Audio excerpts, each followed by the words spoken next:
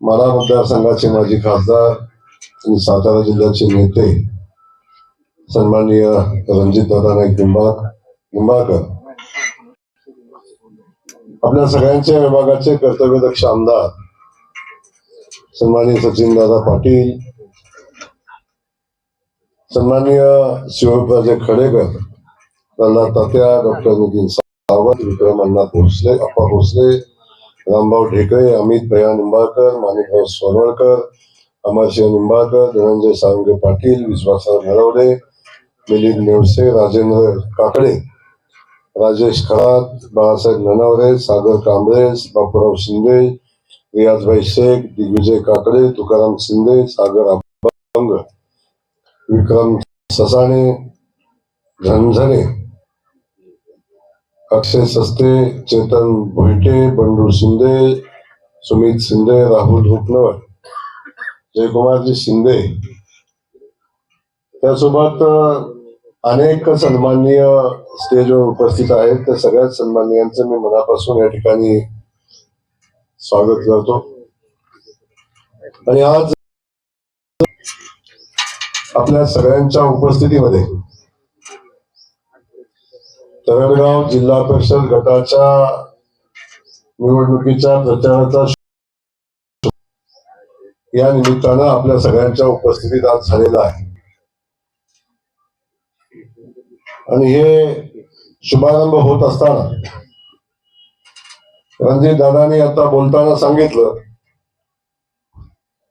की या गटामध्ये गेल्या 2 पंचवार्षिक या तालुक्यातले नेते या जिल्हा परिषद गटाचं प्रतिनिधित्व करत होते.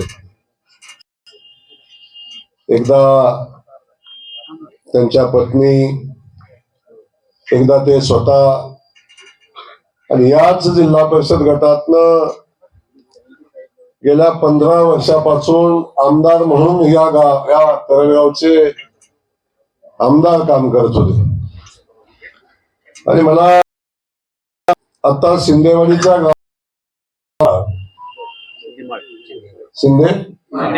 शिंदेमाळ ग्रामस्थांनी प्रवेश केला.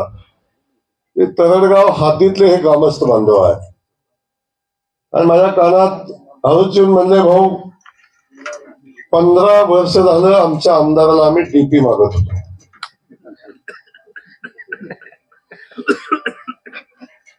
दादा 15 वर्ष हा कार्यकर्ता एका आमदाराला डीपी मागतो आणि 15 वर्षात एक आमदार या कार्यकर्त्यांच्या साठी एक डीपी देऊ शकत नाही. आणि त्यासोबत आमदारांचं लेटर पॅड ज्यांच्या हातामध्ये होतं ते दाढीवाले पण या भागातल्या डीपीचं काम करू शकत नाहीत. त्याला खरंच मला वाईट वाटलं, वेदनाही झाल्या. मला वाटायचं माझ्या मानखटावरच अन्याय होतो, म्हणून सातत्यानं आम्ही म्हणतो की मानखटावर अन्याय होतो, दुष्काळी आहे. पण शिंदे माळच्या ग्रामस्थांना सांगतो, तुम्ही जर मान तालुक्यात असताना तर तुमचा डीपी 15 मिनिटात मंजूर झाला असता.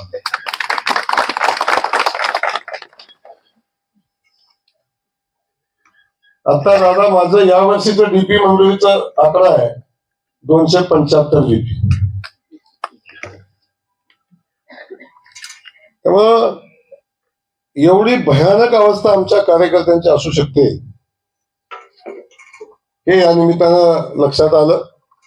आमदार दिला का डीपी नसली डीपी बसणार ना, मंजूर पण झालाय. मंजूर झालाय ना, 8 तारखेला मंजूर असला तर मी पाठवून देतो. मंजूर पण झालाय. इथंच नाही, या गटासाठी स्पेशल पॅकेज मी देतो. तुम्ही जिल्हा परिषद सदस्य निवडून द्यायचा आणि तुम्ही जेवढं सांगा तेवढं डीपी मी बसवायचं.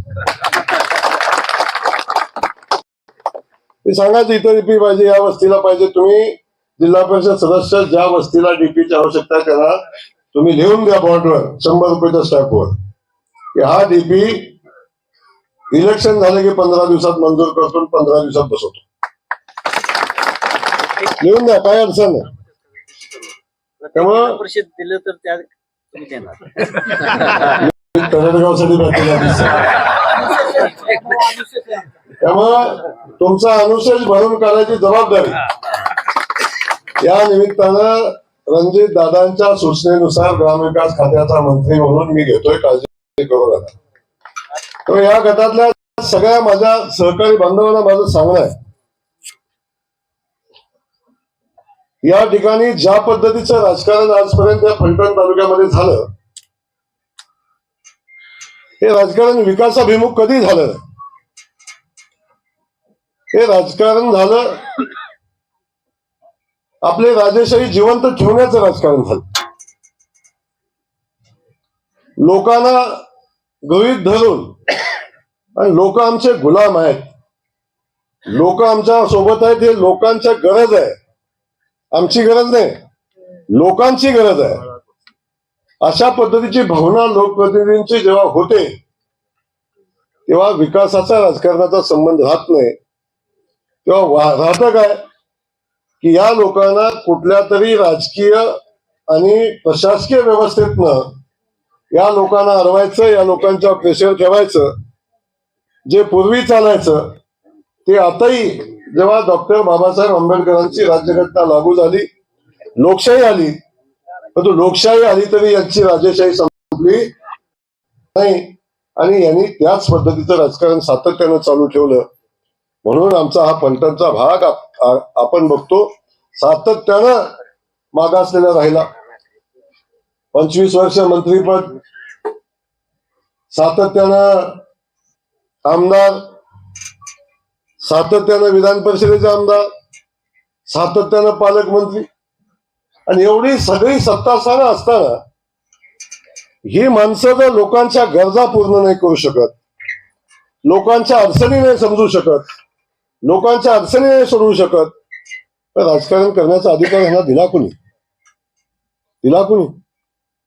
ते म्हणतात मी खूप सुसंस्कृत राजकारणी आहे.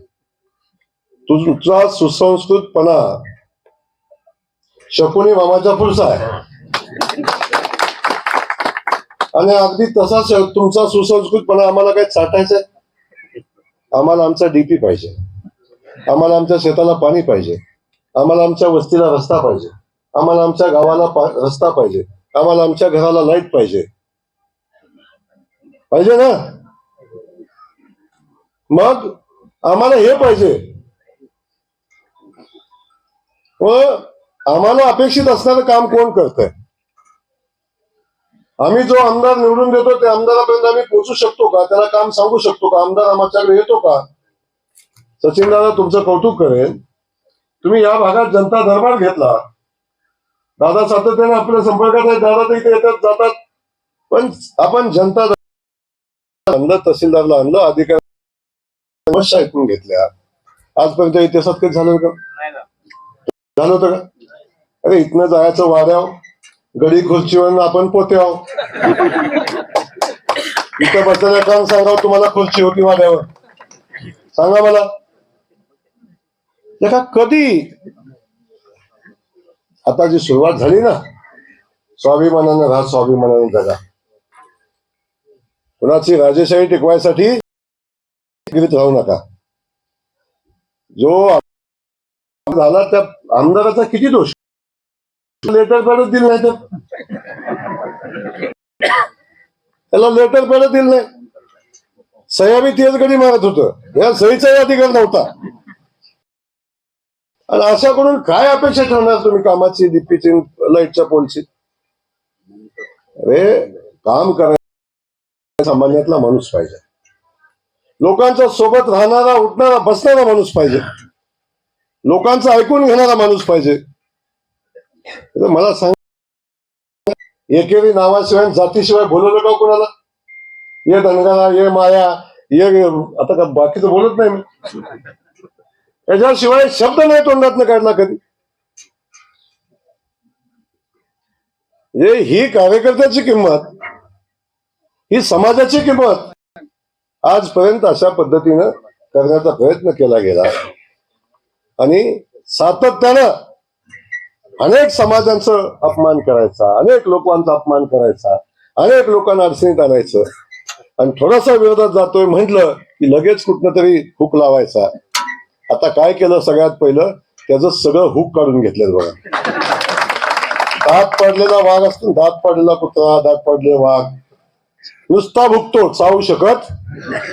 आता तशीच अवस्था आहे.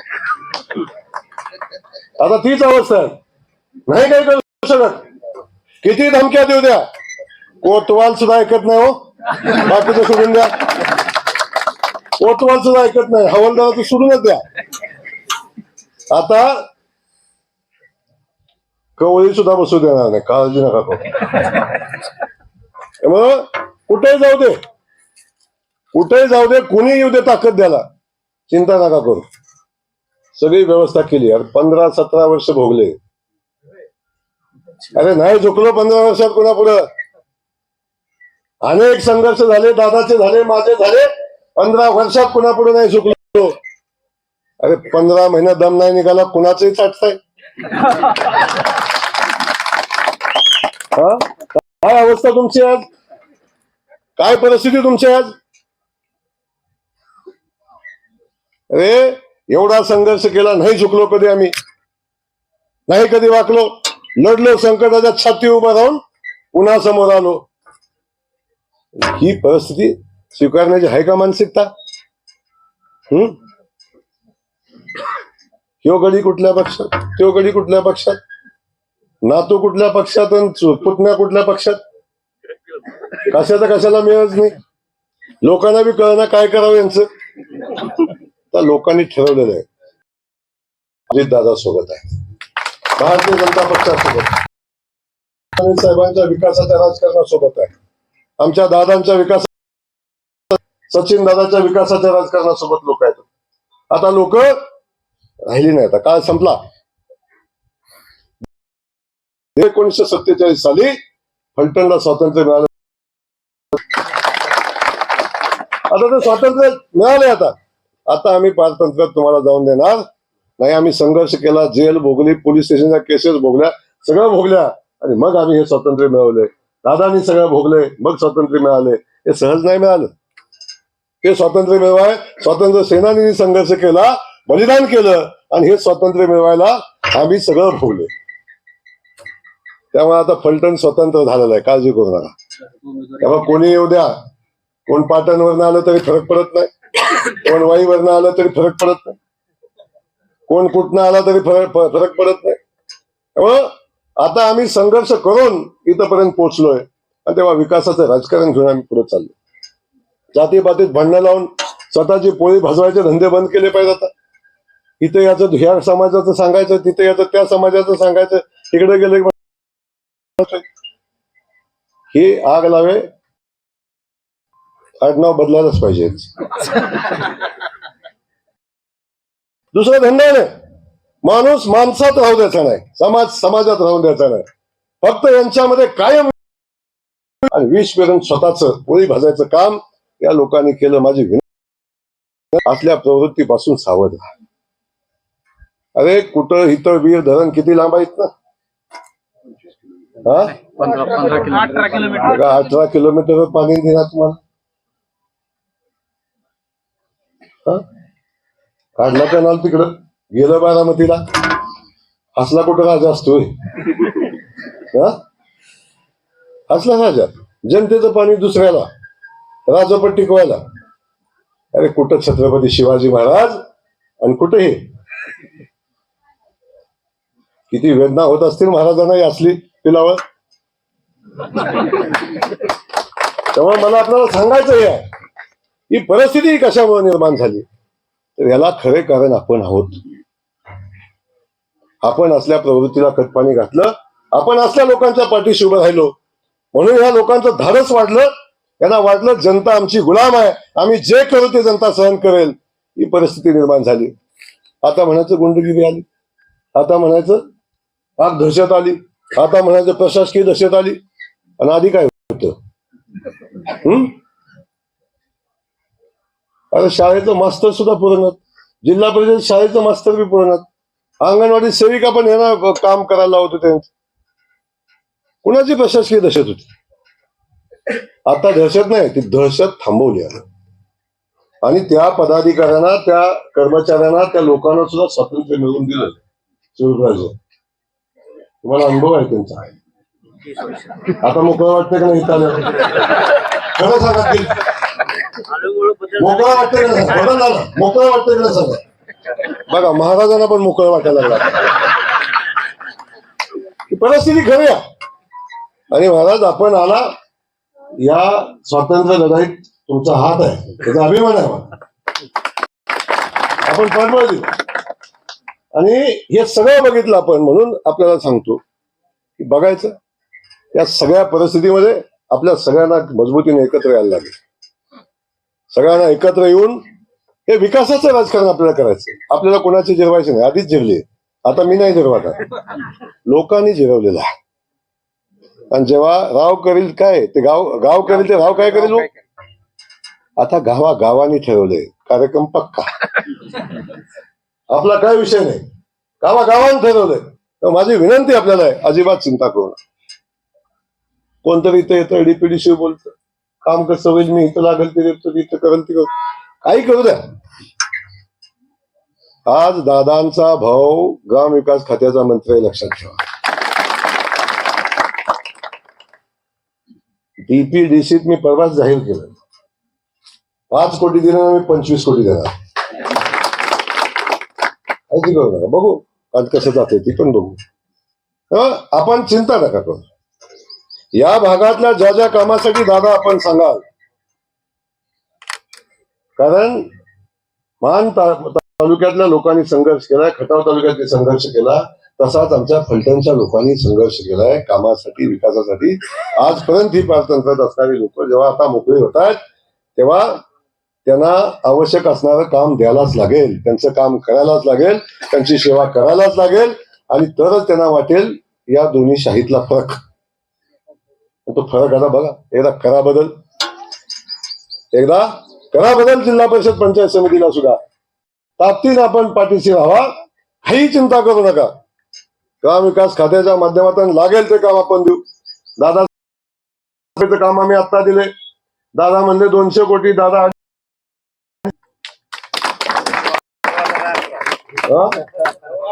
तात्या म्हणता आकडा वाढवा, तात्या जिल्हा परिषद सदस्य वाढवा, आकडा तुम्ही सांगाल.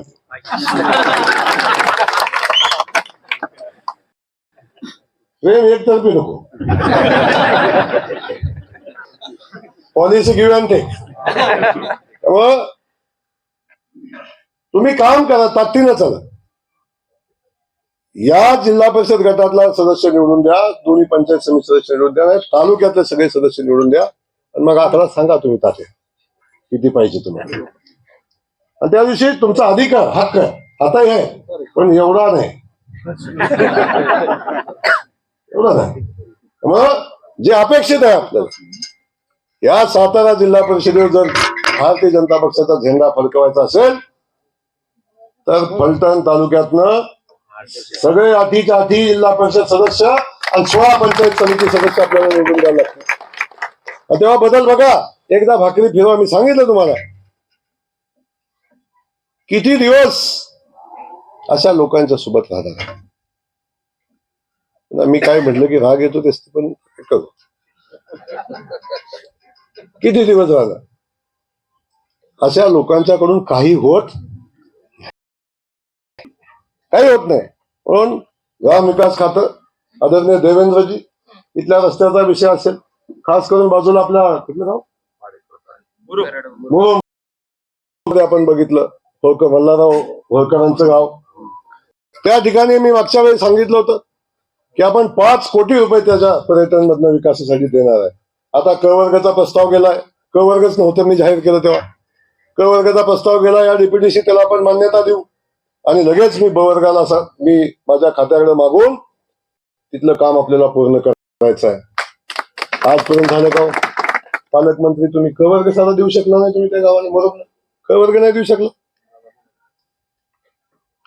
काय अवस्था गेलो मागच्या वर्षी बघितलं मी, काय अवस्था आहे ती.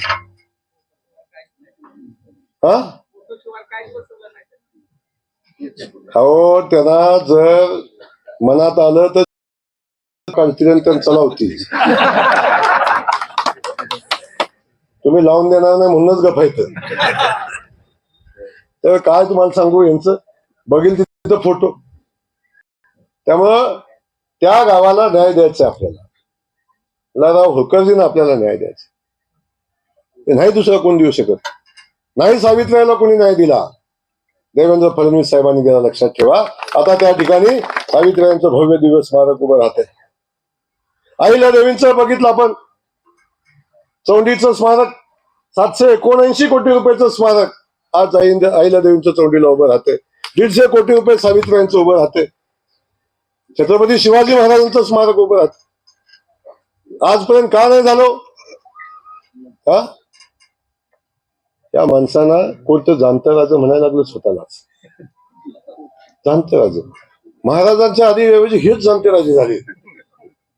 तुम्हाला बाकीच्या सगळ्या गोष्टी सोडून द्या, पण माझं विनंती आपल्याला आहे, ग्राम विकास खात्याच्या माध्यमातून, सरकारच्या माध्यमातून या शहराला शेवटी ही निवडणूक दादा ग्राम विकास खात्याची आहे.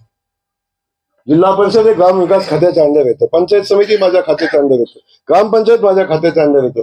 त्यामुळं या तालुक्यासाठी, या गटासाठी जे लागेल ते ग्राम विकास खातं देईल. चिंता करू नका. ग्राम विकास खातं जयकुमार गोरेने रणजित दादाचं पण आहे, त्या खात्यावर त्यांचा अधिकार आहे. त्यामुळं बाकी अजिबात चिंता करू नका. या खात्यातनं लागेल ते सगळं आपण करू. आणि तुम्हाला माहिती आहे, मी सांगितलं की माझ्या खात्यात सगळंच मिळतं. सगळंच मिळतं. सगळंच म्हणजे काय, सगळं खात्यात मिळतं. गावाला जे पाहिजे ते काम सांगायचं, ते काम ग्रामविकास खात्यात नव्हतं, स्मशानभूमीसह. बाकी दादा मी बघितलं, सगळं कसं बी करू दे, पण किमान राजे महाराजांची स्मशानभूमी तर नीट असावी. कसं महाराज हो? अहो तिथं बघितलं जाताना माझा ऍक्सिडेंट झाला म्हणून मी बारकाईने बघितलं.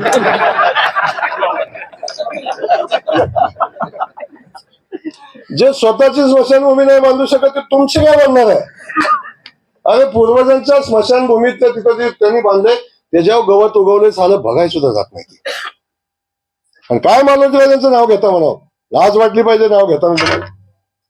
जावा तिथे स्मशानभूमीचं बघा अवस्था काय.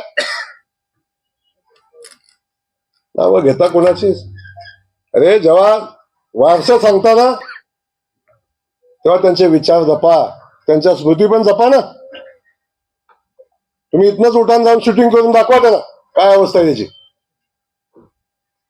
मला सांगायचं आपल्याला आहे की हे सगळं आपण बघा, आपण ताकदीनं आता ह्या सगळा चेहरा मोहरा बदलायचा आपल्याला. आणि त्यासाठी आम्ही सगळेजण पाठीशी उभा. गावागावात बघायचं, भांडणच लावायचे. ते आमचं मामा आहे, हो मामा तुमचं ट्रस्ट मध्ये ग्रामपंचायतीच्या नाव करणार आहे. कोण कोण करणार आहे? तुम्हीच करणार आहे ना. ग्रामपंचायतीचं नाव? नाही, ग्रामपंचायतीच्या नावावर जागा केल्याची होत नाही ना आमच्याकडे. कोणी सांगितलं तुम्हाला? बसा खाली, मी सांगतो तुम्हाला. हे आग लावायच्या बसलं सावध राहा म्हणलं तर तुम्ही ऐकतच नाही. अहो त्यांचं आग लावायचं काम आहे, त्यांच्या नावाचं नामकरण आग लावे करणार आहे. अहो ते ट्रस्ट तुमच्या गावचं आहे, तुमचं आहे. फक्त त्याला क वर्ग देत असताना गावाला पण क वर्ग येतो, तुमच्या माहितीसाठी सांगतो. आणि क वर्गातनं एकदा ब वर्ग करून दिलं की त्याला कुठलाही ग्रामपंचायतीच्या नावावर करायला लागत नाही. त्याला डायरेक्ट पैसे देता येतात आपल्याला. त्यामुळं त्या लबाडाच्या नादी लागू नका. आणि तसलं काम जयकुमार गोरे करत नाही. ट्रस्ट अबाधित राहील, काळजी करू नका. त्यामुळं असे हे आग लावे सातत्याने फिरत असतात, फक्त भांडणं लावायचा धंदा करत असतात. अजिबात त्यांच्या नादी लागू नका. आपल्याला या ठिकाणी अनेक विषयावर बोलण्यासारखं आता मी येईन पुन्हा बोलायला, तर फार वेळ होणार तुम्ही. पण आता तुम्हा सगळ्यांना शुभेच्छा आहेत. दादा तुमचं मनापासून कौतुक. खासदारकीचा पराभव झाला आणि तेव्हापासून दादानी जी पोकल्यान लावलंय ते पोकल्यान बंदच नाही. हे पोकल्यान बी असं काय 100-200 नाही, 350च लावल्या. आणि काय पुढे राहते का नाही कोण शंकाच आहे मला. आणि दादा त्यांचा तर लोकांचा काय दोष आहे? हेच गडे आम्हाला घ्यावून मागे लागतात रोज. ती कशाला थांबतील तिथं? आणि आम्ही घेतलं नाही म्हणून तिकडे गेले. आत्ता जर म्हणलं ना हो तर तिकडे एकनाथ शिंदे साहेबांना एका मिनिटात सोडते. पण इथं आमचं हाऊसफुल आहे आणि इथं असल्यानं जागा. माझं म्हणणं आपल्याला एवढंच आहे की आपण ताकदीनं कामाला लागा. आज खऱ्या अर्थानं आपल्या सगळ्यांच्या दृष्टीने महत्वाचं निवडणूक आहे.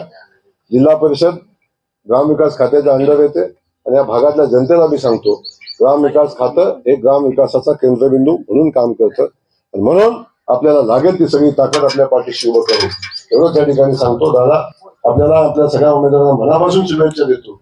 सूर्यकांत खरात, अमोल खराडे,